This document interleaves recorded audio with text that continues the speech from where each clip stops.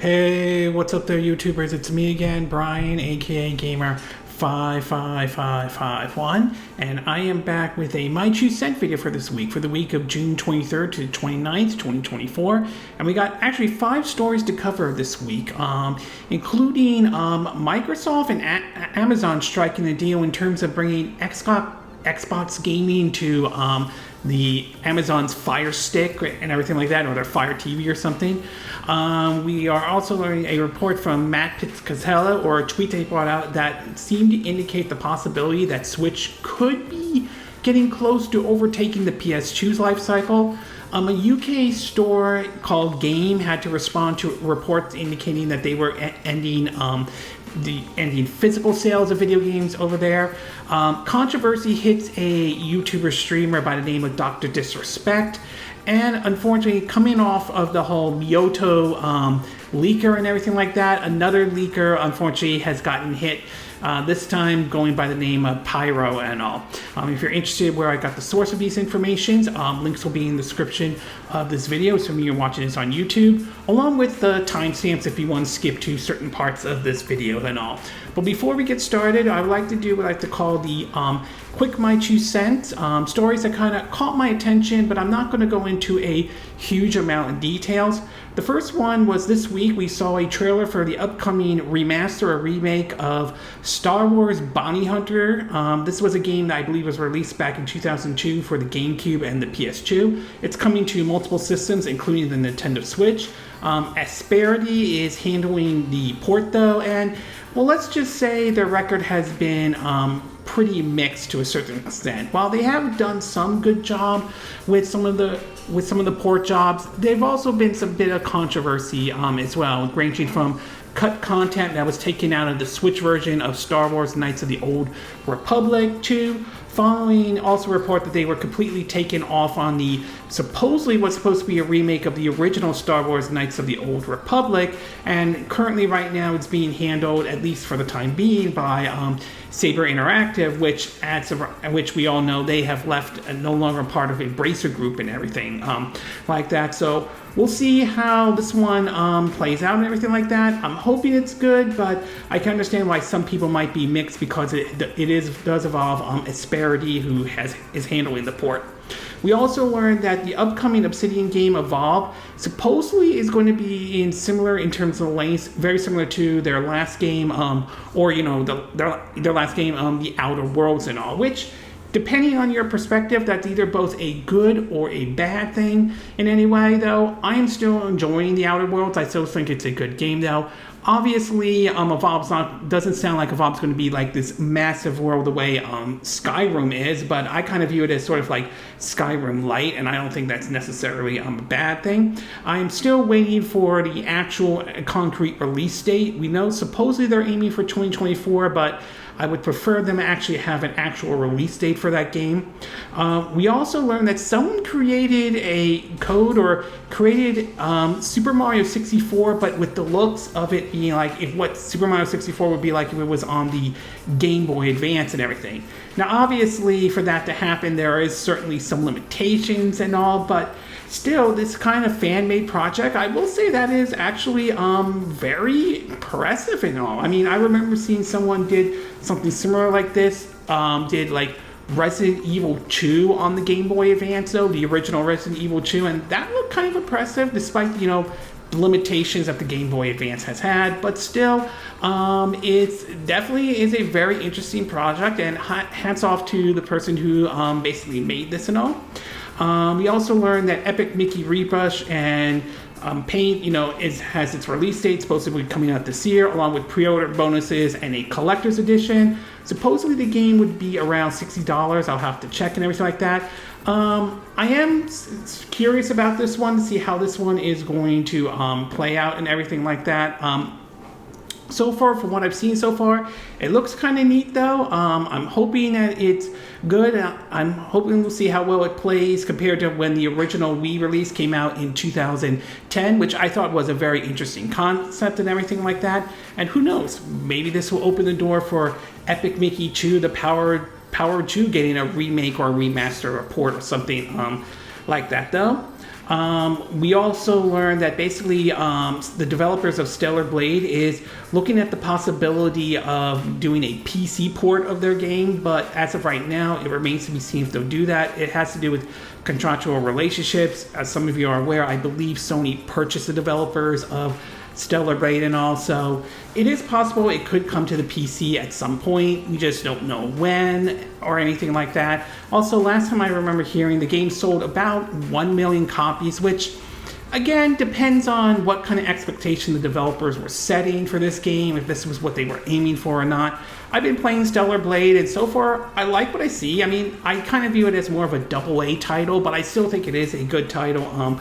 Nevertheless, though, we also learned that Miyamoto has talked about, about his development staff, about her terms of handing stuff over to the next generation of Nintendo developers, saying they have young and brilliant developers over there and everything like that. Which, I mean, right now what I remember hearing is Miyamoto is currently at the age of 72, last time I checked. As a Nintendo fan, as much as I don't want to admit this or anyway, there is going to be a point where Miyamoto will retire or step aside for good at some point. So I do think it is important to train the next generation of developers over there to be able to take over the mantle, or when the time comes to pass the torch completely and everything like that though.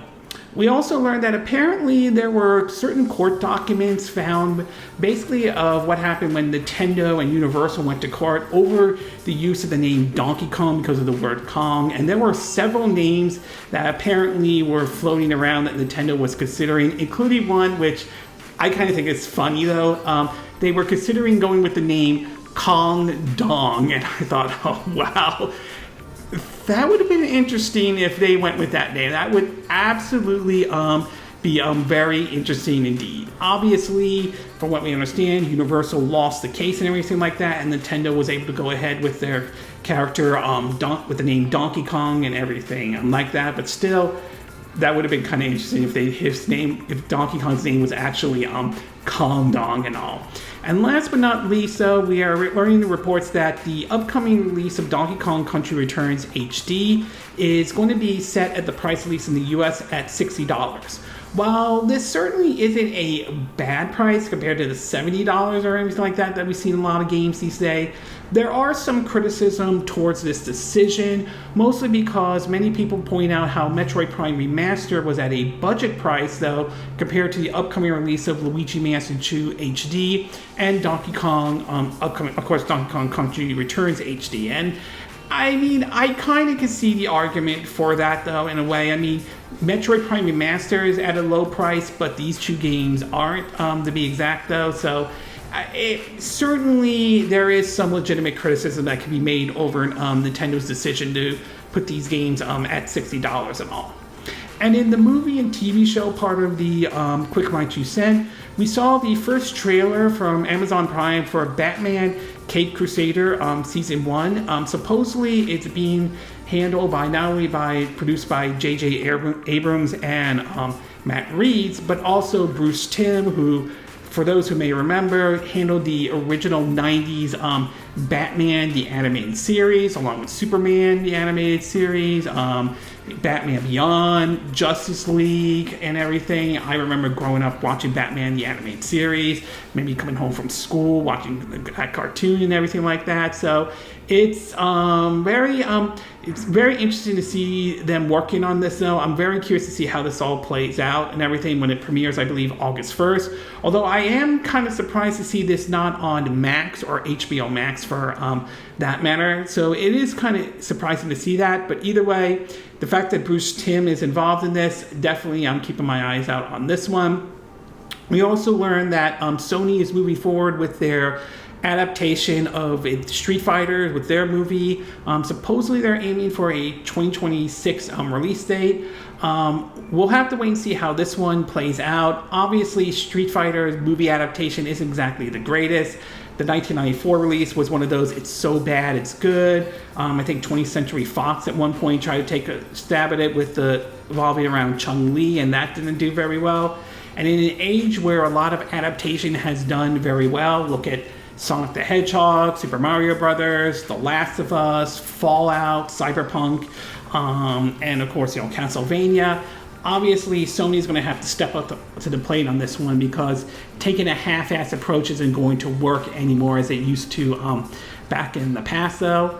We also learned about supposedly a article by the Hollywood Reporter about how Deadpool and Wolverine came together and everything like that. It's a very interesting read in terms of how Deadpool 3 probably wasn't going to happen at one point, to be exact. So it's a very interesting read on this one. It's worth taking a look at.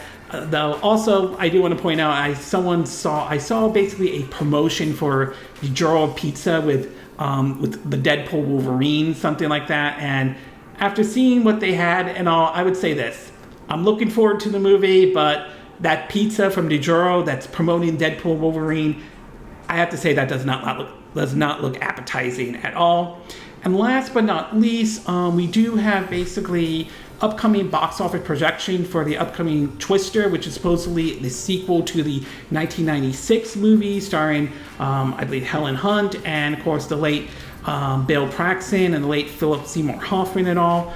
Right now, according to Deadline, there is a report coming out that they are aiming for a $50 million U.S. opening and all.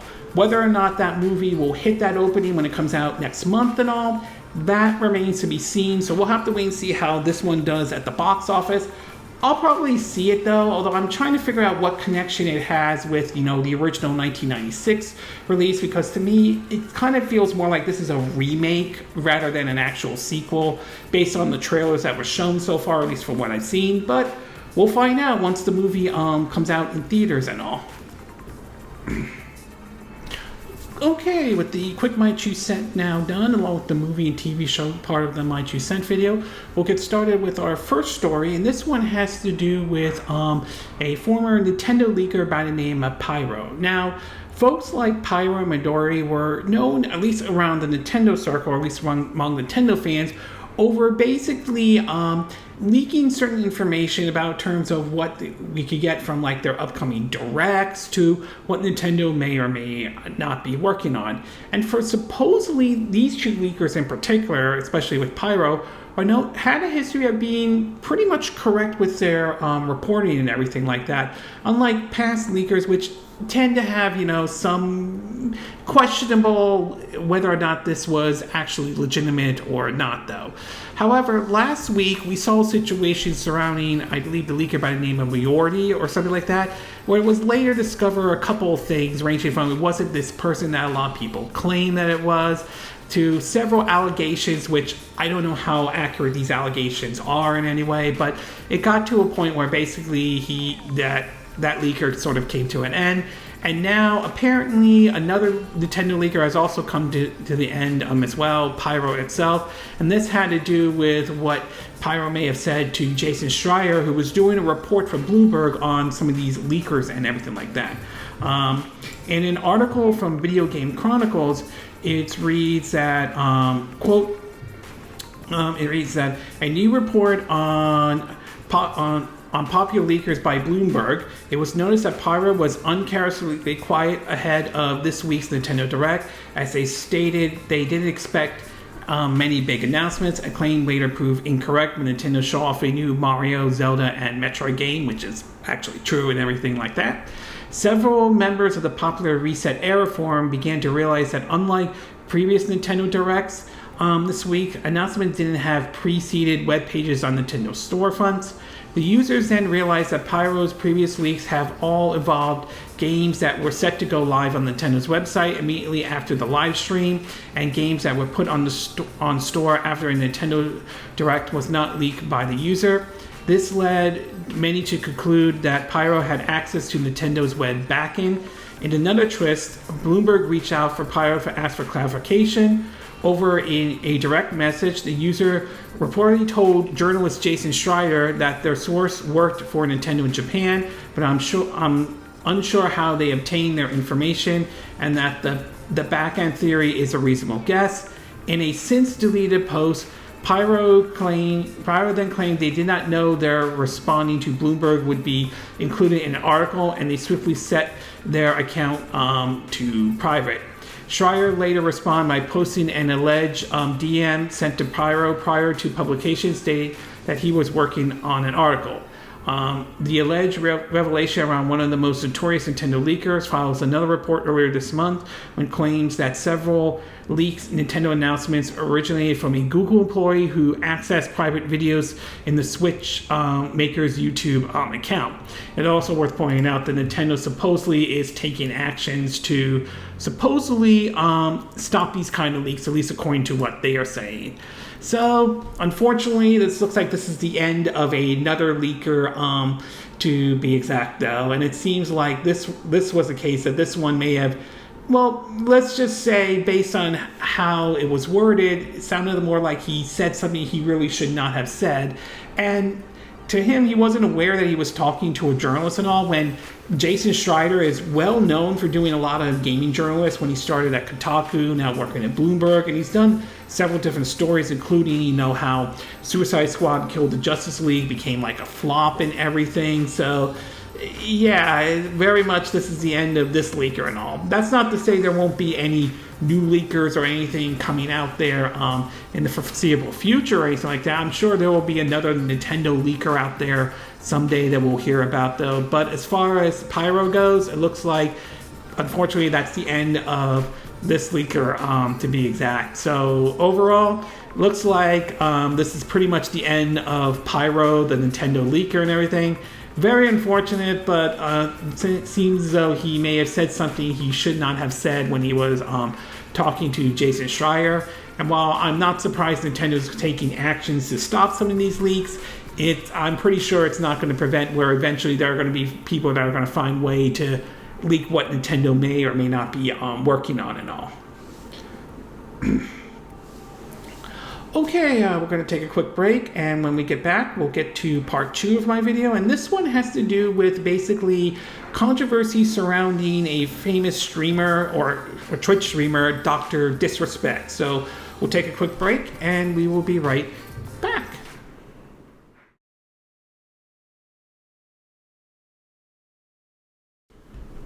Okay, and we are back with part 2 of my 2 cent video, and for this one, we're going to be taking a look at a situation surrounding a former Twitch streamer or streamer, Dr. Disrespect. Now, there are probably plenty of streamers out there. I'm not a big streamer, or I don't stream a lot or anything like that, only when I get the chance, though. But there are plenty of big ones out there, ranging from the one, I think, like something Ninja, again, I apologize, I don't say the name correctly, for Fortnite and everything. So there are plenty of them out there and all, and Dr. Disrespect is certainly one of the big ones, though.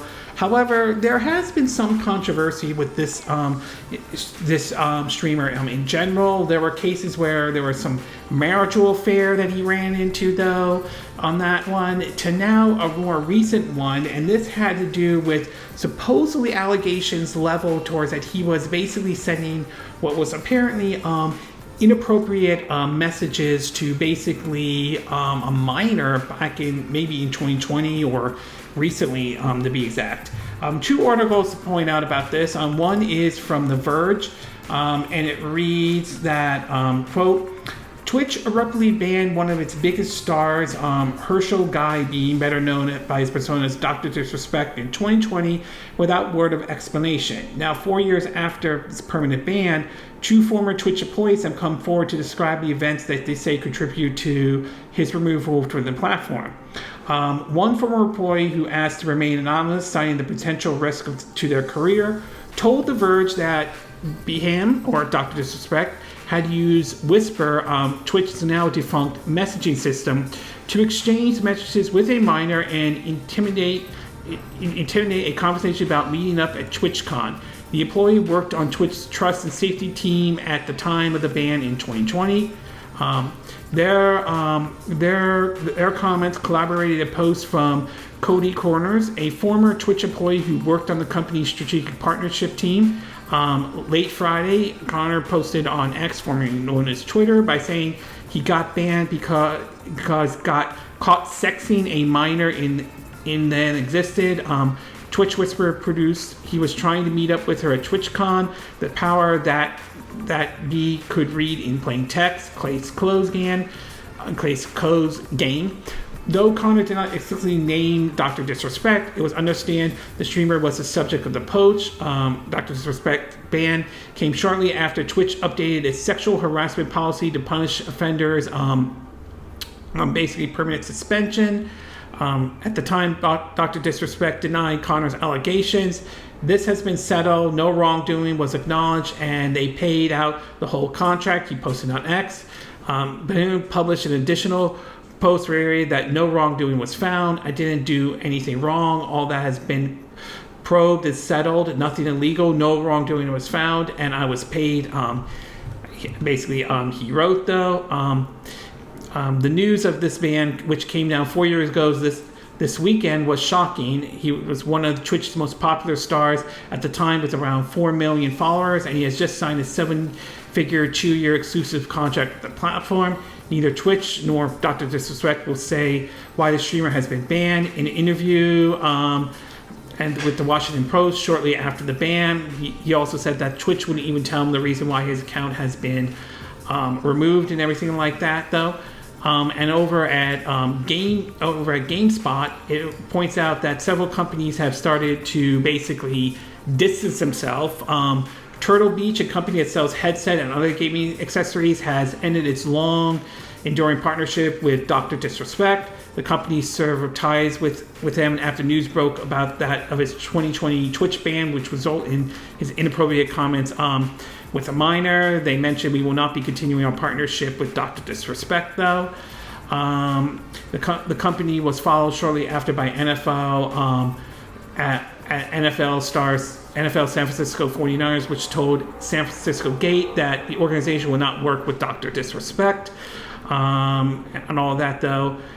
Recently, he has posted a lengthy tweet, though, and this is what he had to say. Quote, were there Twitch Whisper message with an individual minor back in 2017? The answer is yes, Dr. Disrespect said. Were there real intentions behind these messages? The answer is absolutely not. There were casual mutual conversation that sometimes leads too much in the direction of being inappropriate, but nothing more. Nothing illegal happened. No pictures were shared. No crimes were committed. I never met the individual. Now, from a moral standpoint, I absolutely take responsibility, he said, though. I should have never entertained these conversations to begin with. That's on me. That's on me as an adult, a husband, and a father. I should have never happened. I get it. I'm not perfect, and I effed my own, own shit. This was stupid. Regardless, though, that hasn't stopped from other companies from severing ties with him, including Midnight Society, though.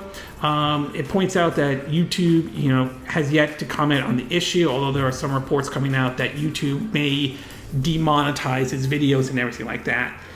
Yeah, I mean, that's not necessarily great, and that's definitely, you could call a fall from grace kind of situation, though. And yeah, I mean, this is very damaging if these allegations are absolutely true and everything like that. If they are, then I would say Twitch did the right thing in terms of giving this ban towards him and all. I mean, that is a very inappropriate thing for him to do in the first place. And we've seen other celebrities or even athletes or even politicians, for that matter, have got themselves caught in this kinds of situations before in the past, with situations similar to what Dr. Disrespect did and everything like that. So, yeah, not a great sign for Dr. Disrespect. It remains to be seen if his career can bounce back from this.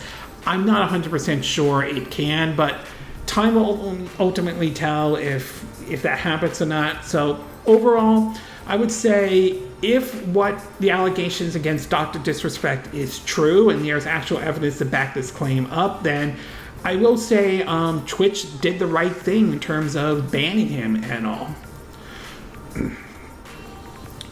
Okay, we're going to take a quick break, and when we get back, we'll get to part 3. And this one has to do with basically a UK store by the name of Game, and them responding to reports indicating that they would be stopped selling physical copies at their store. So we'll take a quick break, and we will be right back.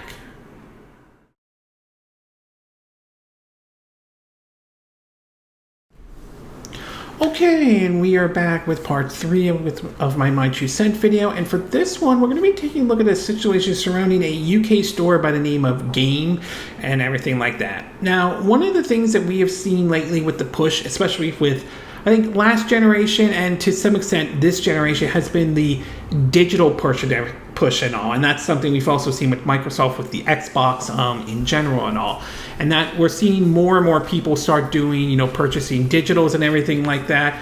But that also has led to some issues of, do you own the rights to the game and everything like that. Some of the arguments we heard for those who believe, you know, in physical copies and so forth. So it's sort of been some concerns for some folks with pushing for like this all digital future, which I do believe there will be a point in time where eventually that is going to happen. Well, a report that came out basically reported that a UK gaming store giant or gaming chain known as Game was supposedly going to be ending support for physical copies, at least until they responded to this, though. In an article from Video Game Chronicles, it reads that, quote, according to a report by Gfinity Esport, sources say the retail chain plans to stop selling box softwares in its brick-and-mortar shops. Instead, players will only be able to buy hardware and physical software by pre-ordering at the store or buying from the game's website, where they can have them shipped to their home or their nearest game store. Currently, a large part of physical game store is taken up by gaming merchandise and non-gaming toys, including Lego, Barbie, and Funko Pops.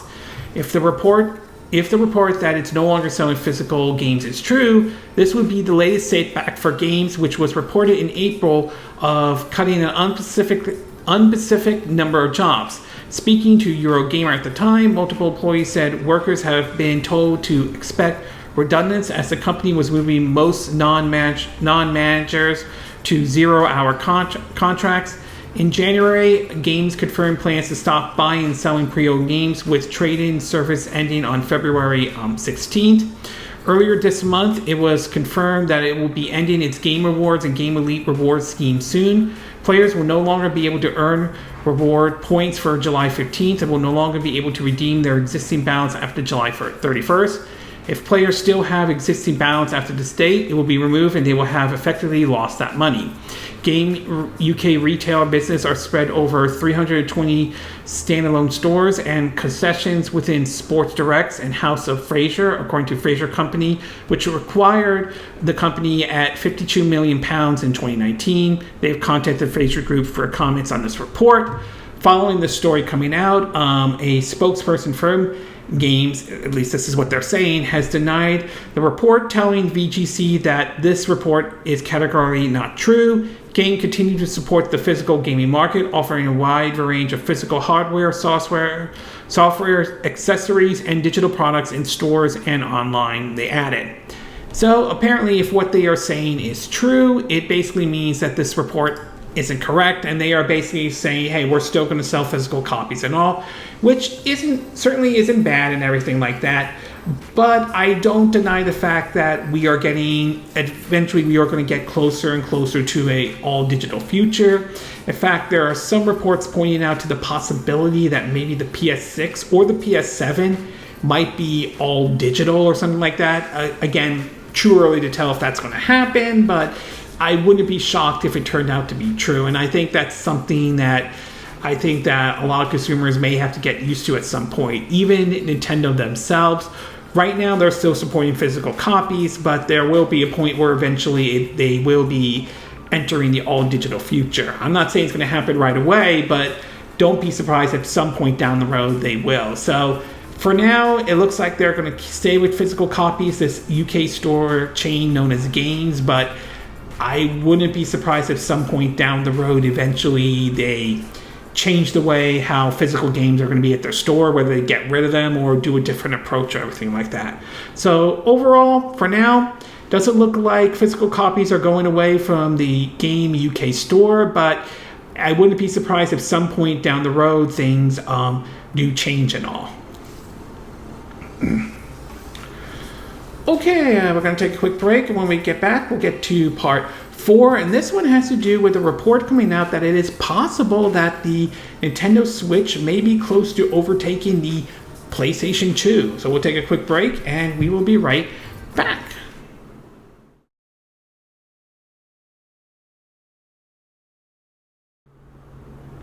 Okay, and we are back with part 4 of my 2 cent video, and for this one we're going to be taking a look at the possibility that it looks like the Switch may have overtaken the PS2. Now, one of the things we've seen during the Switch's life cycle, and we're pretty much getting close to the end of its life cycle, especially with the Switch successor looming over the horizon, has been it basically overtaking a lot of milestones and everything like that. I think we've seen it overtake other systems, including, stuff like the Wii and all.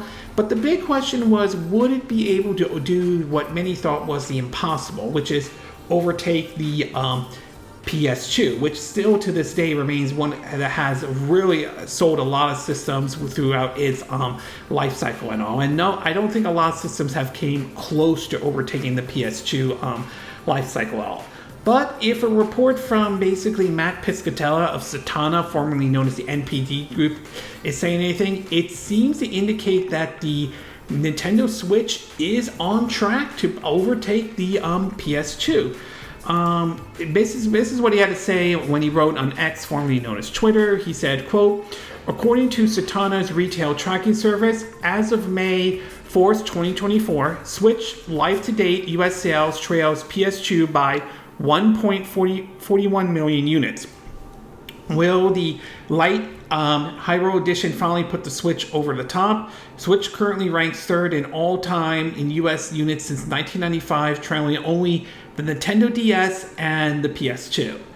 If what Matt Piscatella is saying is true, if this is correct and everything like that, then I would say there is a very, very good chance that I think that the Nintendo Switch will overtake the PS2's lifetime sales. Now, we'll have to see how the holidays and how the fall lineup for Nintendo plays out, especially with several games coming out, ranging from Mario Luigi's Broship to the upcoming Zelda game where you actually play as Zelda. Not to mention they are having a Switch Lite with a design on it as well. So we'll see what happens once those games come out and see. Oh, Rocky.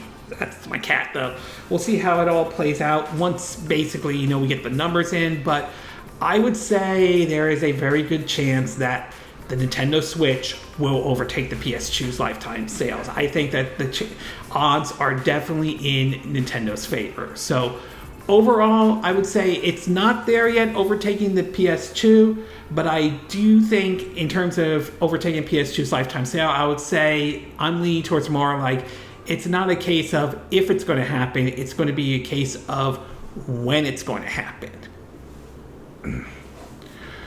Okay, we're going to take a quick break, and when we get back, we'll get to our 5th and final part, and this one has to do with an interesting partnership with Microsoft, with the Xbox division, most likely Xbox Cloud Gaming, and Amazon's Fire Stick, and everything like that. So we'll take a quick break, and we will be right back.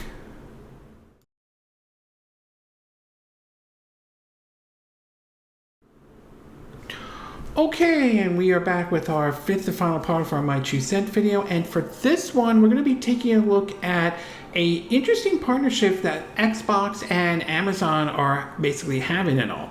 Now, one of the push we've seen with Microsoft lately with this generation, or started when Phil Spencer started taking over the Xbox division, is this push the idea of Xbox Anywhere, though. The idea that you can play it on your phone, your tablet, or other devices and everything like that, outside of just owning the console itself. And some people have kind of had mixed views on Microsoft taking this approach and all.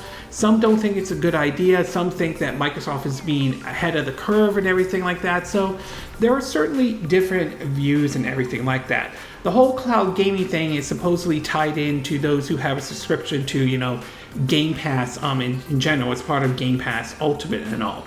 And as far as recently the idea of not owning an Xbox to play the games, there have been several ways to play it though, especially if you have a tablet, phone, or supposedly Samsung, which now has the Samsung Gaming Hub TV and everything like that. But outside of that, though, we haven't really seen it really push beyond that kind of approach until recently, though, where it seems as though that Amazon and Microsoft has signed a deal to bring Xbox Cloud Gaming to the Fire Stick and all. In an article from Windows Central, it reads that, quote, basically it points out that up to this point, the only way to play the Xbox Cloud Gaming was played best on TV, but up until now, only Samsung TV has had the privilege. Samsung TV with the necessary gaming HUD features can be quite pricey too, but they don't say if there was a cheaper rate. But now they're saying, quote, you can use a $40 Amazon Fire Stick TV and connect it straight to any monitor and instantly gain access to Xbox Cloud Gaming. That's right, the big tech cloud rival are unexpectedly partnering up for Xbox Cloud Gaming, offering a native solution for the first time. They point out that Xbox Cloud Gaming will be available on Amazon's Fire Stick TV 4K and Amazon's Fire Stick 4K Max models before potentially expanding to the cheaper HD Amazon Fire Stick Lite model later on. The slightly more expensive Max model supports Wi-Fi 6E, which should give it the edge and connectivity over the 4K Wi-Fi 6 model, should your home network support Wi-Fi 6 and 6E, that is. It seems that Xbox Cloud Gaming on Amazon Fire TV will be available in every region where Xbox Cloud Gaming is currently available. Naturally, you also need a Bluetooth Xbox Series X and X controller to play via your Fire Stick too. So, I do have to say, this is a very interesting strategy to see Microsoft and, Amazon team up, considering that Amazon has their own gaming thing, Amazon Lunar and all, which I will say right now seems to be faring, I would say, better than what we saw with Google Stadia and everything like that. But nevertheless, this is an interesting idea, though. I'm very curious to see how this will all play out going forward, though. I mean, obviously it will tie into Game Pass, but could you say buy the games a la carte and play it through your Fire Stick, Amazon Fire Stick and everything? So there's still a lot of questions that remain unanswered and everything like that, and it remains to be seen if this will add more to the Game Pass subscription, which there's been some reports saying that it may have plateaued and everything like that. So we'll have to wait and see, but overall, I would say this is a very interesting partnership to see, and time will only tell to see how far this partnership will grow or not, or anything like that. Okay, this concludes this My 2 Cent video for this week, and again, these are my opinion. What are yours? What are your thoughts about the situation surrounding the leaker Pyoro and all? Do you think Pyoro kind of shot himself or herself or himself in the foot when he started revealing information to Jason Schreier and everything like that? Do you view this as this is the end of basically Nintendo leakers, or do you think a new one will emerge at some point down the road? What are your thoughts about the situation surrounding, Dr. Disrespect and everything like that? Do you think Twitch did the right thing in terms of banning him over supposedly the allegations being leveled towards him and all? Do you think other companies did the right thing, cutting ties with Dr. Disrespect and all? What do you think about the situation surrounding Game UK Store and all? Do you think they were right to respond after reports claiming they were ending physical copies being sold at their store and all? Do you think that eventually at some point we'll start seeing less and less physical copies at stores in general and all? What are your thoughts about what Matt Piscatella said about the Switch possibly overtaking the PS2 or being short of overtaking the PS2? Do you think the Nintendo Switch will eventually overtake the PS2? Do you think it will happen at all? And finally, what are your thoughts about this idea of Xbox Cloud Gaming on Amazon's Fire Sticks TV or anything like that? Do you think this is a smart move for Microsoft in general, though? Do you think this is a smart move for Amazon? Do you think it's a bad move? Do you think it will interfere with, Amazon Lunar in general? Do you agree with what I said in this video? Do you disagree? Do you have a difference of opinion? As always, sound off on the comment section below. Let me know what you think. And if you do like this video, I hope you hit the like button. I would appreciate it. And I hope you do subscribe to my YouTube channel. If you do, make sure you hit the bell icon for notifications of any new videos I put up. Also, feel free to share this video if you want to, and feel free to donate to my channel if you like. You could do it through PayPal me or Patreon or Steve Lant. Links will be in the description of this video, so if you're watching this on YouTube. And I will see you again next time when I do another video. Hopefully that'll be soon. Until then, from Southern California, I wish you all a good day then. Bye!